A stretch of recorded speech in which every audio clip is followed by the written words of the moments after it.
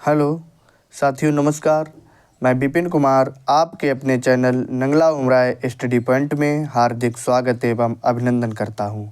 जैसा कि आप सभी लोग जानते हैं, हमारे इस चैनल पर उत्तर प्रदेश पुलिस कांस्टेबल री एग्ज़ाम के लिए लगातार क्लासें चल रही हैं, जिसमें आज हमारी हिंदी की 6ठी क्लास होने जा रही है और हमारा टॉपिक है क्रिया।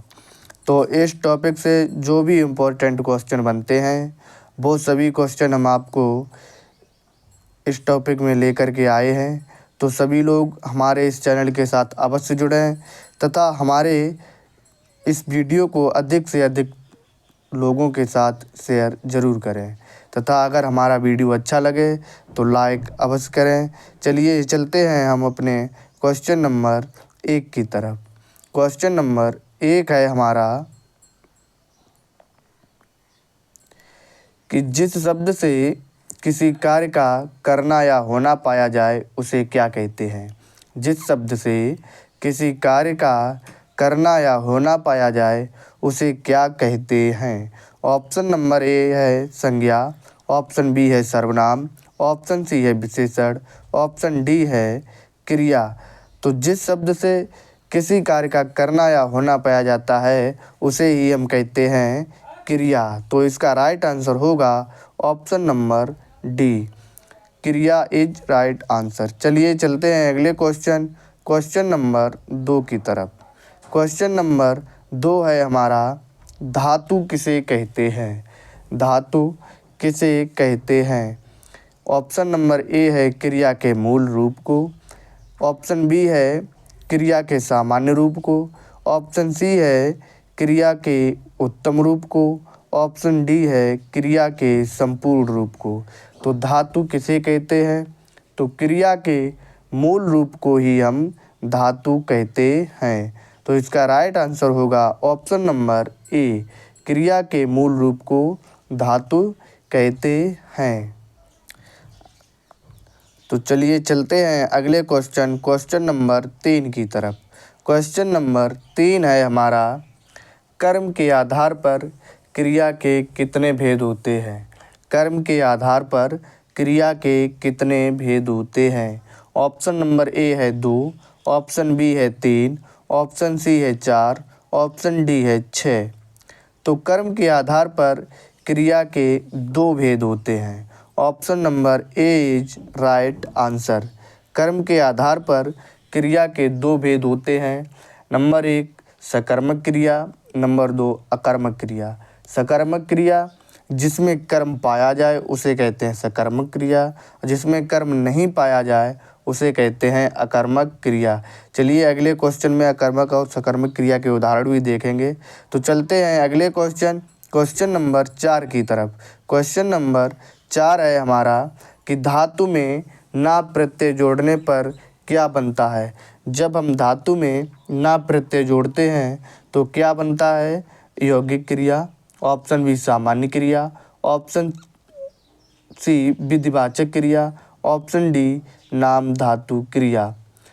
तो जब हम किसी भी धातु में ना प्रत्यय जोड़ते हैं तो हमारी बनती है सामान्य क्रिया। तो इसका राइट आंसर होगा ऑप्शन नंबर बी। जैसे हमारी धातु है पढ़ में ना जोड़ेंगे तो हमारी सामान्य क्रिया बनेगी पढ़ना। धातु है हमारा लिख में ना प्रत्यय जोड़ेंगे तो सामान्य क्रिया बनेगी लिखना। इसी प्रकार धातु है हमारी खेल में अगर ना प्रत्यय जोड़ेंगे तो क्या बनेगा खेलना। इसी प्रकार अगर हम किसी भी धातु में ना प्रत्यय जोड़ेंगे तो हमारी बनेगी सामान्य क्रिया। चलिए अगले क्वेश्चन नंबर 5 की तरफ चलते हैं। क्वेश्चन नंबर 5 है हमारा कि निम्न में से सकर्मक क्रिया का उदाहरण है।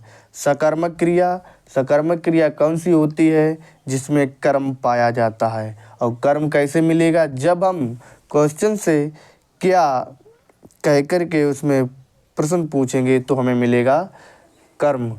तो सकर्मक क्रिया का उदाहरण क्या है। तो ऑप्शन ए है कशिश हंस रही है, ऑप्शन बी है चिड़ियाँ उड़ रही हैं,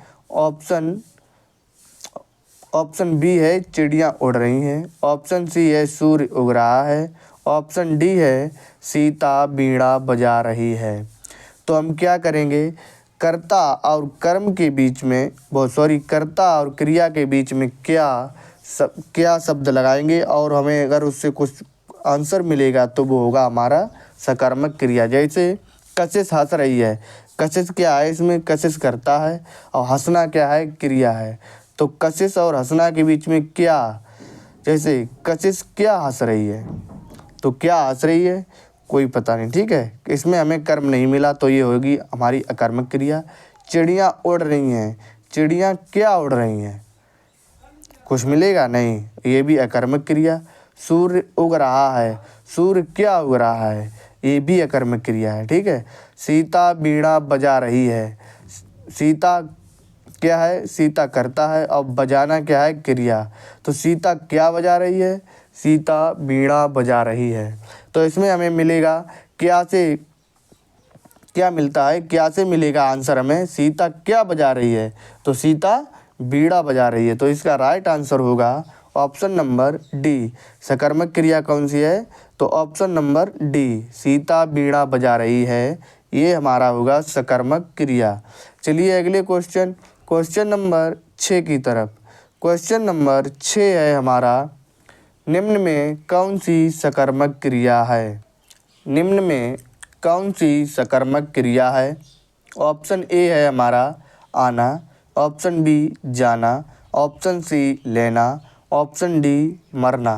इसमें हम क्या शब्द लगा के प्रश्न बनाएंगे, जैसे क्या आना, आंसर मिलेगा नहीं, क्या जाना पता नहीं, क्या लेना, तो इससे मिलेगा क्या लेना, किताब लेना, कॉपी लेना, मोबाइल लेना या कुछ सामान लेना, और क्या मरना कुछ नहीं पता, ठीक है। तो इसमें हमारे आना जाना और मरना ये किसके अंतर्गत आएंगे, ये तीनों हमारे अकर्मक क्रिया के अंतर आएंगे, जबकि सकर्मक क्रिया है हमारी option number C. Option number C is right answer. लेना शब्द जो है सकर्मक क्रिया का उदाहरण है। चलिए चलते हैं अगले क्वेश्चन नंबर 7 की तरफ। क्वेश्चन नंबर 7 है हमारा, निम्न में कौन सी अकर्मक क्रिया है, कौन सी अकर्मक क्रिया है। चलिए इसमें भी क्या शब्द से क्वेश्चन बनाएंगे, जैसे क्या सोना, क्या रोना, क्या हंसना। तो इसमें हमें कोई आंसर नहीं मिलेगा। तो ये तीनों कैसी हैं, अकर्मक क्रियाएं हैं, ठीक है। तो इसका भी राइट आंसर होगा ऑप्शन नंबर डी, अकर्मक क्रिया है। तो ये तीनों सोना, रोना, हंसना ये सभी अकर्मक क्रियाएं हैं। चलिए चलते हैं अगले क्वेश्चन नंबर 8 की तरफ। क्वेश्चन नंबर 8 है हमारा कि प्रेरणार्थक क्रिया है, प्रेरणार्थक क्रिया है। तो प्रेरणार्थक क्रिया कौन सी होती है, अगर हम किसी भी सामान्य क्रिया में आना या बाना प्रत्यय जोड़ दें तो हमारी बन जाती है प्रेरणार्थक क्रिया। प्रेरणार्थक क्रिया दो प्रकार की होती है, नंबर 1 प्रथम प्रेरणार्थक और नंबर 2 द्वितीय प्रेरणार्थक। जब हम किसी क्रिया में आना प्रत्यय जोड़ते हैं तो बनती है हमारी प्रथम प्रेरणार्थक। जब हम किसी क्रिया में बाना प्रत्यय जोड़ते हैं तो हमारी बनती है द्वितीय प्रेरणार्थक क्रिया। तो इसमें ऑप्शन है ए गिरना, ऑप्शन बी है बोलना, ऑप्शन सी है हंसना, ऑप्शन डी है सुनाना। तो इसका राइट आंसर होगा ऑप्शन नंबर डी, सुनाना हमारी प्रेरणार्थक क्रिया है, क्योंकि इसमें मूल क्रिया है हमारी सुनना, ठीक है, और इसमें प्रत्यय जोड़ा है आना, तो बना है हमारा सुनाना, जो कि प्रथम प्रेरणार्थक क्रिया के अंतर्गत आएगा। चलिए चलते हैं अगले क्वेश्चन नंबर 9 की तरफ। क्वेश्चन नंबर 9 है हमारा, जागना मूल रूप क्रिया का प्रथम प्रेरणार्थक रूप है, यानी कि जागना का प्रथम प्रेरणार्थक कौन सा उदाहरण है। चलिए चलते हैं देखते हैं। ऑप्शन नंबर ए है जाग, ऑप्शन बी है जगाना, ऑप्शन सी है जगबाना, ऑप्शन डी है जागबाना। तो प्रथम प्रेरणार्थक कब बनती है? जब हम क्रिया के मूल रूप में आना प्रत्यय जोड़ते हैं तो बनेगी हमारी प्रथम प्रेरणार्थक क्रिया। तो इसका राइट आंसर होगा ऑप्शन नंबर बी, जगाना। जगाना क्या है? हमारी प्रथम प्रेरणार्थक क्रिया है। अगर इसी में मूल क्रिया में बाना प्रत्यय जोड़ा जाए तो हमारी बनेगी द्वितीय प्रेरणार्थक क्रिया। जैसे ऑप्शन नंबर सी है हमारा जगबाना, तो जागना में बाना प्रत्यय जोड़ा है तो बना है जगवाना। तो ये होगी हमारी द्वितीय प्रेरणार्थक क्रिया। लेकिन पूछा है प्रथम प्रेरणार्थक क्रिया, तो जगाना हमारी है प्रथम प्रेरणार्थक क्रिया। चलिए चलते हैं अगले क्वेश्चन नंबर 10 की तरफ। क्वेश्चन नंबर 10 है हमारा, संज्ञा या विशेषण से बनने वाली धातु को क्या कहते हैं? संज्ञा या विशेषण से बनने वाली धातु को क्या कहते हैं? तो इसमें ऑप्शन है, ऑप्शन नंबर ए है नाम धातु क्रिया, ऑप्शन बी है पूर्वकालिक क्रिया, ऑप्शन सी है प्रेरणार्थक क्रिया, ऑप्शन डी है कृदंत क्रिया। तो इसका राइट आंसर होगा ऑप्शन नंबर ए, संज्ञा या विशेषण से बनने वाली धातु को हम कहते हैं नाम धातु क्रिया। तो इसका राइट आंसर है ऑप्शन नंबर ए। चलिए चलते हैं अगले क्वेश्चन नंबर 11 की तरफ। क्वेश्चन नंबर 11 है हमारा कि निम्न में नाम धातु क्रिया नहीं है। निम्न में नाम धातु क्रिया नहीं है। देखते हैं कौन सी नाम धातु क्रिया नहीं है।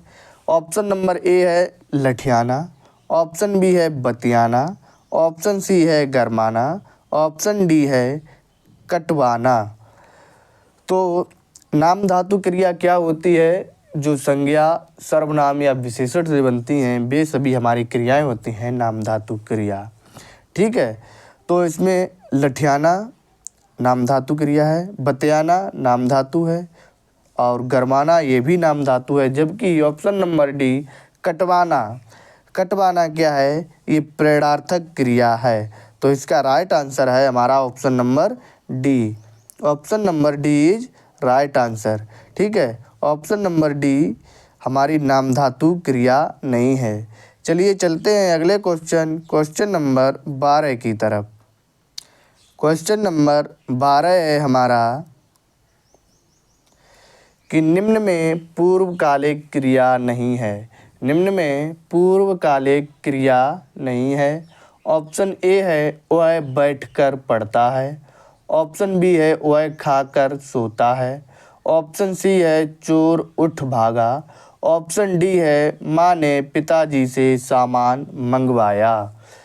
तो पूर्वकालिक क्रिया क्या होती है? जब एक क्रिया समाप्त हो और तुरंत ही दूसरी क्रिया स्टार्ट हो जाए तो उसे कहते हैं पूर्वकालिक क्रिया। तो इसमें राइट आंसर होगा हमारा ऑप्शन नंबर डी, माँ ने पिताजी से सामान मंगवाया। तो ये हमारी पूर्वकालिक क्रिया नहीं है। इसमें क्या है? ये हमारी है प्रेरणार्थक क्रिया, क्योंकि माँ ने किससे सामान मंगवाया? पिताजी से सामान मंगवाया। जहाँ पर कर्ता स्वयं कार्य ना करके किसी दूसरे के से करवाता है तो वह होती है हमारी प्रेरणार्थक क्रिया। और इसमें देखिए पूर्वकालिक क्रिया वह बैठ कर पढ़ता है, तो पहले बैठा उसके बाद पढ़ता है। पूर्वकालिक क्रिया में क्या होता है? दो क्रियाओं के बीच में कर शब्द लगा होगा तो वो हमारी होगी पूर्वकालिक क्रिया। ठीक है, चलिए चलते हैं अगले क्वेश्चन नंबर 13 की तरफ। क्वेश्चन नंबर 13 है हमारा, संयुक्त क्रिया के कितने भेद होते हैं? संयुक्त क्रिया के कितने भेद होते हैं? ऑप्शन नंबर ए है 4, ऑप्शन बी है 6, ऑप्शन सी है 11, ऑप्शन डी है 33। तो इसका राइट आंसर होगा ऑप्शन नंबर सी, संयुक्त क्रिया के 11 भेद होते हैं। चलिए अगले क्वेश्चन नंबर 14 की तरफ चलेंगे। क्वेश्चन नंबर 14 है हमारा, निम्न में संयुक्त क्रिया का उदाहरण नहीं है। निम्न में संयुक्त क्रिया का उदाहरण नहीं है। तो संयुक्त क्रिया कौन सी क्रिया होती है? जिसमें दो क्रियाएं आपस में जुड़ी हों उसे कहते हैं संयुक्त क्रिया। ऑप्शन नंबर ए है राम पहुंच गया। ऑप्शन बी है मेघ बरसने लगा। ऑप्शन सी है वह पढ़ चुका है। ऑप्शन डी है वृक्ष से पत्ता गिरता है। तो इसका राइट आंसर होगा ऑप्शन नंबर डी, वृक्ष से पत्ता गिरता है। यह हमारी संयुक्त क्रिया का उदाहरण नहीं है। ये क्या है? वृक्ष से पत्ता गिरता है, ये है आकर्मक क्रिया। ठीक है, चलिए चलते हैं अगले क्वेश्चन नंबर 15 की तरफ। क्वेश्चन नंबर 15 है हमारा कि निम्न में सजातीय क्रिया का उदाहरण नहीं है। निम्न में सजातीय क्रिया का उदाहरण नहीं है। ऑप्शन नंबर ए है राम ने नई चाल चली। ऑप्शन बी है पर्वतारोही ने हिमालय की चढ़ाई चढ़ी। ऑप्शन सी है चंद्रशेखर आज़ाद ने देश की आज़ादी के लिए लड़ाई लड़ी। ऑप्शन डी है हमेशा हंसते मुस्कराते रहो।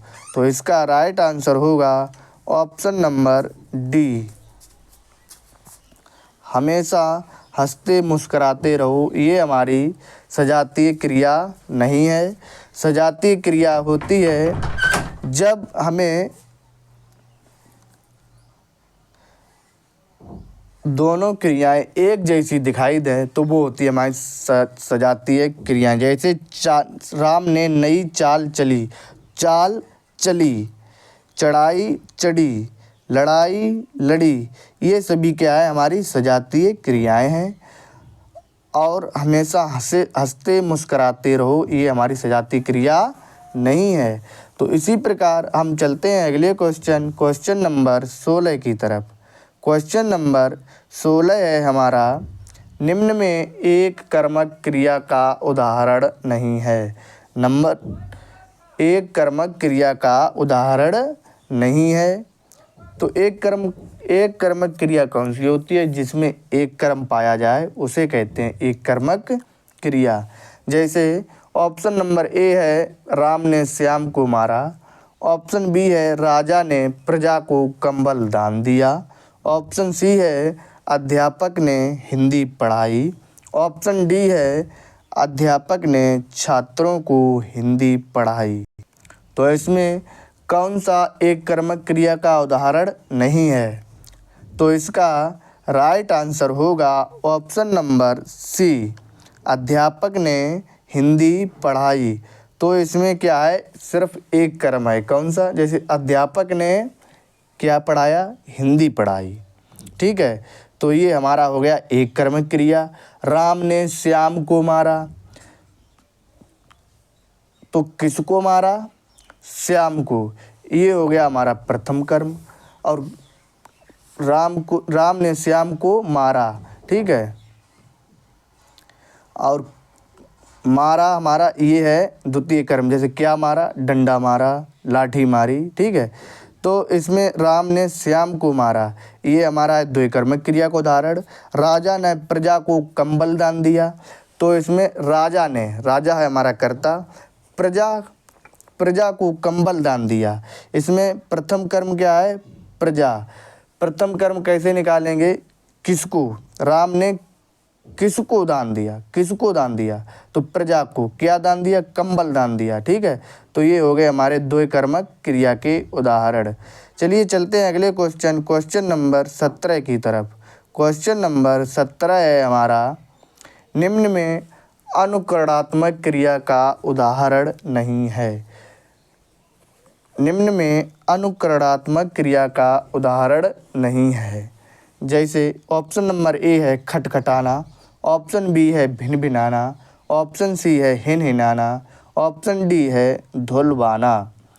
तो इसमें खटखटाना, भिनभिनाना, हिनहिनाना, ये सभी क्या हैं? ये हमारी अनुकरणात्मक क्रियाएं हैं। जबकि ऑप्शन नंबर डी धुलवाना हमारी प्रेरणार्थक क्रिया का उदाहरण है। चलिए चलते हैं अब अगले क्वेश्चन नंबर 18 की तरफ। क्वेश्चन नंबर 18 है हमारा, संरचना के आधार पर क्रिया के कितने भेद होते हैं। तो संरचना के आधार पर क्रिया के कितने भेद होते हैं। ऑप्शन नंबर ए है 2, ऑप्शन बी है 5, ऑप्शन सी है 11, ऑप्शन डी है 15। तो इसका राइट आंसर होगा ऑप्शन नंबर बी, संरचना के आधार पर क्रिया के 5 भेद होते हैं। तो हमने देखा कर्म के आधार पर क्रिया के कितने भेद होते हैं। कर्म के आधार पर क्रिया के 2 भेद होते हैं, सकर्मक क्रिया और अकर्मक क्रिया। संरचना के आधार पर क्रिया के 5 भेद होते हैं और संयुक्त क्रिया के कितने भेद होते हैं। तो संयुक्त क्रिया के 11 भेद होते हैं। ठीक है, इसी प्रकार अगले क्वेश्चन नंबर 19 की तरफ चलेंगे। क्वेश्चन नंबर 19 है हमारा, निम्न में क्रियार्थक संज्ञा नहीं है। कौन सी क्रियार्थक संज्ञा नहीं है। ऑप्शन ए है टहलना स्वास्थ्य के लिए लाभदायक है, ऑप्शन बी पीना स्वास्थ्य के लिए हानिकारक है, ऑप्शन सी मरना देश के लिए कीर्तिदायक है, ऑप्शन डी पिताजी अखबार पढ़ते हैं। तो क्रियार्थक संज्ञा कौन सी होती है। जहाँ पर क्रिया संज्ञा के रूप में प्रयुक्त होती है उसे हम कहते हैं क्रियार्थक संज्ञा। जैसे टहलना है क्रिया जो कि संज्ञा के रूप में प्रयुक्त हुई है, तो ये है हमारी क्रियार्थक संज्ञा। पीना भी हमारी एक क्रिया है जो कि संज्ञा के रूप में प्रयुक्त हुई है, अर्थात ये भी क्रियार्थक संज्ञा है। इसी प्रकार ऑप्शन नंबर सी में मरना, ये भी एक क्रिया है जो कि संज्ञा के रूप में प्रयुक्त हुई है, इसलिए ये भी हमारी क्रियार्थक संज्ञा हो जाएगी। पिताजी अखबार पढ़ते हैं, ठीक है, इसमें क्रिया क्या है, संज्ञा के रूप में प्रयुक्त नहीं हुई है, अतः option number D is right answer. पिताजी अखबार पढ़ते हैं, इसमें क्रियार्थक संज्ञा नहीं है। चलिए चलते हैं अगले क्वेश्चन नंबर 20 की तरफ। क्वेश्चन नंबर 20 है हमारा, निम्न में कृदंत क्रिया नहीं है। निम्न में कृदंत क्रिया नहीं है। ऑप्शन ए टहलता, ऑप्शन बी दौड़ता, ऑप्शन सी खेलकर, ऑप्शन डी लिखना। तो कृदंत क्रिया कौन सी होती है। जब हम किसी मूल धातु में ना प्रत्यय के अतिरिक्त कोई अन्य प्रत्यय लगाते हैं तो वह हो जाती है हमारी कृदंत क्रिया। ठीक है, जब हम किसी धातु में ना प्रत्यय लगाते हैं तो हमारी बनती है सामान्य क्रिया। तो इसमें राइट आंसर होगा ऑप्शन नंबर डी, लिखना कृदंत क्रिया नहीं है। ये क्रिया कैसी है, ये है हमारी सामान्य क्रिया। जैसे टहलता, ये है कृदंत क्रिया, अगर इसमें ना प्रत्यय लगा होता, टहलना होता, तो वो हो जाती है हमारी सामान्य क्रिया। इसी प्रकार दौड़ता, इसमें ता प्रत्यय लगा है, जबकि अगर इसमें ना प्रत्यय लगा होता तो वो हो जाती हमारी सामान्य क्रिया। इसी प्रकार खेल हमारी मूल धातु है, अगर इसमें ना प्रत्यय लगा होता तो हो जाती हमारी सामान्य क्रिया, और जब इसमें प्रत्यय लगा है कर तो ये भी हमारी क्या होगी, कृदंत क्रिया होगी। तो लिखना हमारी कैसी है, सामान्य क्रिया है जो कि कृदंत क्रिया नहीं है। तो इसी प्रकार अगले क्वेश्चन नंबर 21 की तरफ चलेंगे। क्वेश्चन नंबर 21 है हमारा, चलिए आज के ये ही हमारे टॉप 20 क्वेश्चन थे। हमें आशा है कि आप सभी लोगों को हमारे द्वारा ये तैयार किया हुआ कंटेंट अच्छा लगा होगा। अगर हमारा वीडियो सभी लोगों को अच्छा लगा है तो हमारे इस वीडियो को लाइक तथा चैनल को सब्सक्राइब अवश्य कर लें।